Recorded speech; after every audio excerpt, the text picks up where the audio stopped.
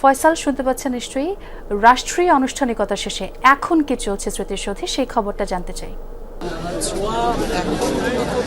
রাষ্ট্রীয় আনুষ্ঠানিকতা রাষ্ট্রপতি এবং প্রধান উপদেষ্টার পুষ্পস্তবক অর্পণের পরপরই মূলত সর্বসাধারণের জন্য জাতীয় স্মৃতিসৌধের মূল যে প্রাঙ্গণ সেটি খুলে দেওয়া হয়েছে।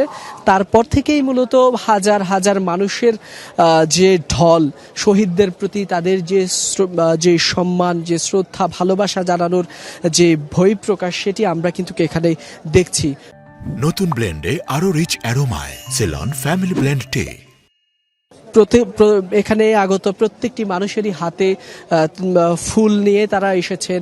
শহীদদের এই যে আত্মত্যাগ, এই যে তাদের যে রক্ত, এই যে তাদের যে আত্মত্যাগের মাধ্যমে যে বাংলাদেশ অর্জিত হয়েছে, সেই ত্যাগকেই তারা মূলত সম্মান জানানোর জন্য, তাদের প্রতি সে ভালোবাসা জানানোর জন্যই কিন্তু এখানে বৃদ্ধ থেকে শিশু, আবাল বনিতা, কিশোর কিশোরী প্রত্যেকেই তারা এসেছেন এবং তারা শ্রদ্ধা জানাচ্ছেন। সেই সাথে যদি বলি, এখানে আমরা দেখতে পাচ্ছি এই মুহূর্তে বিভিন্ন রাজনৈতিক দলের পক্ষ থেকে যেমন বড় বড় ব্যানার নিয়ে, ফুলের ডালা নিয়ে, বড় বড় মিছিল নিয়ে আসছেন, তার সেই সাথে কিন্তু আমরা একই সাথে দেখছি স্কুল কলেজ থেকেও কিন্তু শিক্ষার্থীরা তারাও কিন্তু ফুল নিয়ে সকাল সকাল তারা এই জাতীয় স্মৃতিসৌধে এসেছেন। আবার যদি বলি, বাবা মায়ের হাত ধরেও কিন্তু অনেক শিশুরা এসেছেন, কিশোররা এসেছেন।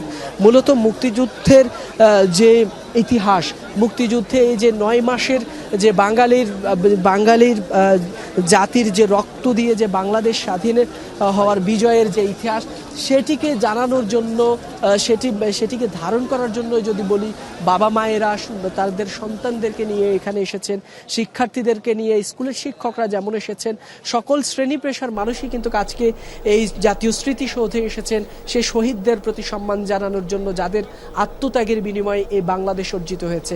শুধু যে এই জাতীয় স্মৃতিসৌধে শ্রদ্ধা জানানো হচ্ছে ছোঁয়া, তেমনটি কিন্তু নয়।